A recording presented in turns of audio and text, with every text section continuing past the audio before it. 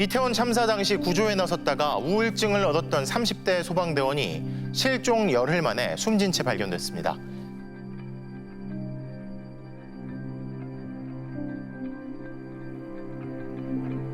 동료들은 박 소방관의 죽음이 믿기지 않습니다. 대외적으로는 정말 사람 좋고 잘생기고 몸도 좋고 능력 좋고 그런 사람이기 때문에 우울증을 앓고 있었다는 걸 다 몰랐습니다. 그래서 그거를 알고 있지 않기 전까지는 가장 죽을 이유가 없는 사람이었습니다, 사실. 그래서 다들 그럴 리가 없는데. 주치자가 많고 출동이 잦아 구급대원들 사이에서 기피 지역으로 꼽히는 곳. 박 소방관은 그곳에서 5년을 묵묵히 일했습니다. 힘든 티를 전혀 안 내는 그런 직원이었기 때문에 항상 굳은 일을 먼저 도맡아 하는 직원이었습니다. 무엇보다 제 어려움이나 그런 거를 항상 먼저 캐치해주고 다가와서 이렇게 말을 해주는 게 너무 고마웠던 것 같습니다. 달려가는 와중에도 실감이 안 나. 늘 자신감 넘치던 그였지만 이태원 참사 이야기가 나오면 힘들어했습니다. 약간 그런 생각. 본인은 사실 도착했을 때 이미 참사가 일어난 지 좀 돼가지고 고인분들 옮기는 역할을 했는데 그게 너무 힘들었다. 이렇게 표현을 했습니다. 그 얘기를 하고 저도 그때부터는 이렇게 조금 눈치를 채서 더 많이 물어보진 않았는데 그 얘기를 하고 고개를 이렇게 푹 떨구더라고요. 항상 자신감 넘치고 이렇게 모든 걸 다 해낼 줄 알았던 형이었는데 그런 모습이 좀 적응이 안 되기도 했고 어색했습니다. 40대 소방관도 지난달 스스로 목숨을 끊은 사실이 뒤늦게 알려졌습니다. 이태원 참사에 나섰던 또 한 명의 소방관이 최근 극단적인 선택을 했습니다. 그날의 어떤 기억이 소방관들을 3년째 붙잡고 있는 걸까? 술 취하고 그 다음에 나는 사람의 호흡 냄새 혹시 아세요? 그리고 그 번화가에 굉장히 많은 사람들이 술 취했을 때 그 내는 호흡 냄새 있거든요. 그게 힘들어요. 그래서 저녁 한 10시 반 이후에 전철을 못 타겠어요. 사람들이 술을 먹고 전철을 타서 내는 그 호흡 냄새가 이태원 때 그 거리의 그 냄새하고 비슷해요. 2022년 10월 29일 이태원 거리는 할로윈 축제를 즐기려는 인파로 가득했습니다. 밤 10시가 넘어서자 해밀턴 호텔 옆 골목 곳곳에선 비명소리가 터져나왔습니다. 딱 팽이버섯 형태였어요. 팽이버섯 형태. 아직까지도 사람들이 압사라고 해서 아마 깔려 죽었다라고 생각할 거예요. 아니에요. 서서 죽었어요. 서로 정말 진짜 어마무지한 압력에 의해서 숨을 쉴 수가 없어서 질식사한 거예요. 어떡해? 나 사람 비명 들려봐. 어떡해. 살 안 빠져. 대원들이 온 힘을 다해 끼어 있는 사람들을 빼냈지만 역부족이었습니다. 거기서 제가 토하면서까지 사람을 뺐거든요. 분명히 죽을 것 같이 덤벼들어서 내가 여기서 쓰러지는 한이 있더라도 이 사람들을 구해내자, 조금만 힘내자, 서로 으쌰으쌰 하면서 쉬지도 않고 덤볐는데 왜 다들 누워있지? 왜 다들 죽었지? 너무 많은 사람이 죽어서 우리 진짜 열심히 했는데 열심히 했다 말을 못하는 거예요. 대원들도 저도. 죽을 힘을 다했습니다. 근데 그 뒷말에는 죄송합니다. 죄송합니다. 많은 대원들이 지금도 더 구하지 못했다는 죄책감에 시달리고 있습니다. 우리 지휘부하고 구조대원들 중에 몇몇은 그 사람들의 한 명 한 명 얼굴이 다 기억이 난대요. 자기가 끄집어낸 사람들의 얼굴과 끄집어낸 사람들의 인상, 차기가 다 기억이 난대요. 저는 솔직히 기억이 안 나요. 그 곳에 끝까지 함께 있었음에도 불구하고 그 많은 사람들을 손을 잡고 허리춤을 잡고 다 끄집어냈음에도 불구하고 저는 솔직히 기억이 안 나요. 근데 병원에선 그러더라고요. 감당할 수 있는 일이 아니라서 차단을 해버린다고 하더라고요. 근데 이게 어느 순간 해일 오듯이 덮칠지 모른다. 그래서 괜찮은 게 아니다. 그날 출동한 소방관은 모두 1,125명. 인천에 근무하던 조용훈 대원도 그중 한 명이었습니다. 시간과 장소를 가리지 않고 찾아오는 그날의 잔상은 이 순간에도 이들의 일상을 무너뜨립니다. 길을 지나가다가 어느 순간 제가 나갔던 출동들이 기억이 나요. 카메라 셔터 저희가 터지는 것처럼 머릿속에 각인되지 않았을까라고 생각이 들어요. 첫 번째는 인도에 굉장히 많이 누워 있었고요. 두 번째도 그 병원에 옮기고 나서 많은 사고자들이 누워 있는 장면.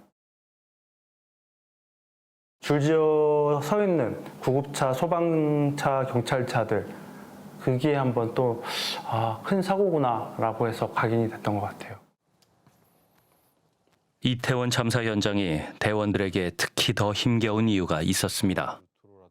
사실 저 사람은 눈앞에 있는 나만 바라보고 구조를 기다리고 있는데 그분들이 한 분 한 분 한 분 의식이랑 숨이 이제 없어지는 걸 지켜보면은 엄청나게 큰 무력감이 오더라고요. 나를 기다리고 나를 믿고 있었던 분들이 이렇게 돌아서면은 이분이 더 이상 대답이 없으시고 이쪽 가보면 또 이분도 이미 대답이 없으시고 이러니까 막 패닉이 오더라고요. 20년 가까이 이 업무만 하고 있는데 내가 지금 할 수 있는 게 아무것도 없으니까 그게 진짜 큰 무력감으로 찾아왔어요. 그 일이 끝나고도 한 몇 달은 진짜 막 자괴감이 엄청 들고 거의 아무것도 안 했었던 것 같아요. 그 역시 마음을 다잡기까지 1년이 넘는 시간이 걸렸습니다. 이게 자신이 없어지는 순간들이 있거든요. 그게 뭐 살아갈 자신이라던가 내 업무를 계속할 자신이라던가 남은 기간 동안 퇴직하는 그 기간 동안 100명 이상 살려야겠다. 사실 그 생각으로 계속 달리고 있어요. 그걸로 버티고 있는 것 같아요. 제가 그때 너무 많은 분들을 제가 못 구했지만 최소한 그만큼은 제가 퇴직할 때까지는 더 이상 놓치는 일 없게 좀 달려보자. 159명의 희생자. 그들을 눈앞에서 떠나보낸 기억은 지금도 소방관들의 마음을 짓누르고 있습니다. 이태원 사고는 심한 죄책감을 동반한다는 게 문제인 것 같습니다. 지금도 이제 그 공무원분들은 그때 뭘 더 할 수 있지 않았을까? 이런 거에 대한 의문이나 아니면 뭔가 후회 같은 것들이 계시고 이런 것들은 사실 이 PTSD, 트라우마가 오래 가는데 굉장히 중요한 역할을 합니다. 그런데 국가는 이들의 상처를 보듬기는커녕 책임의 잣대를 먼저 들이댔습니다.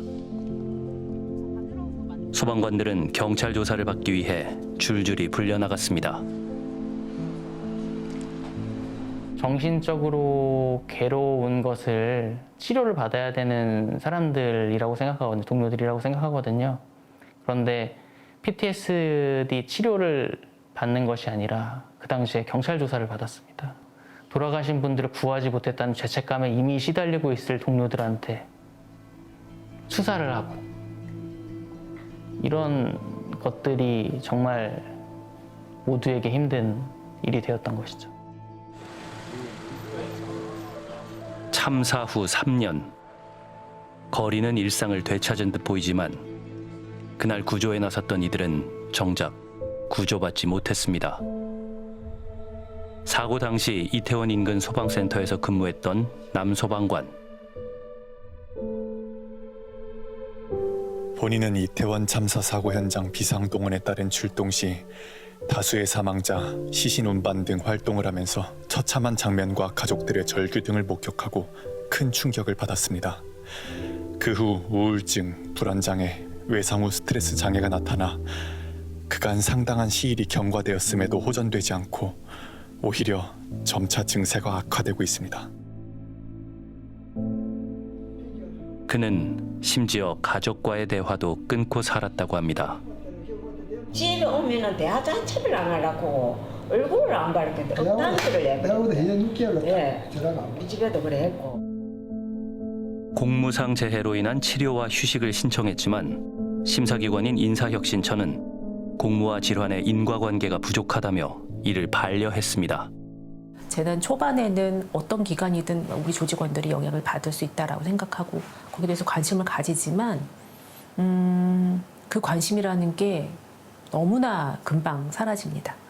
1, 2주면 사라져요. 그런데 이 당사자들은 그 1, 2주는 일에 매진해야 될 때고 소진이 그냥 가속될 수밖에 없는 시기고 정작 뭐 이런 지원이 필요할 때 이런 뭐 휴가가 필요하고 상담이 필요한 시기에는 이미 기관 차원에서는 관심이 사라진단 말이죠. 결국 어떤 지원도 받지 못한 남소방관. 서울을 떠나 고향으로 내려왔지만 마지막 근무지에서 한 달도 버티지 못했습니다. 혈압이 한 킬로 나왔는데 65kg.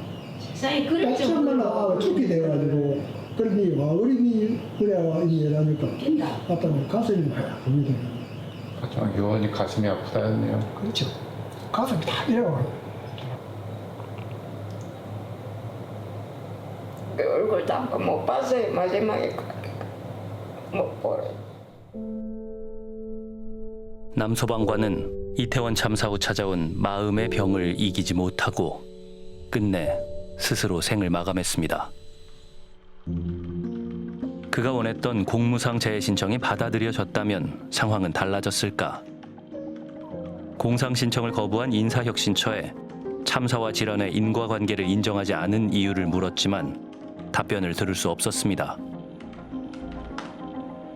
그러니까 공상으로 인정받기 위해서는 이게 업무와 직접적 연관이 있다고 하는 것을 본인이 입증을 해야 되는 그런 어려움이 있습니다. 특히 이제 뭐 겉으로 보이는 질병이나 외상 같은 경우는 뭐 입증이 상대적으로 쉽지만 마음의 병은 입증하기가 어렵지 않습니까? 그래서 이 마음의 병, 트라우마와 관련된 것은 입증 책임을 상당히 완화해 줘야 된다고 생각합니다.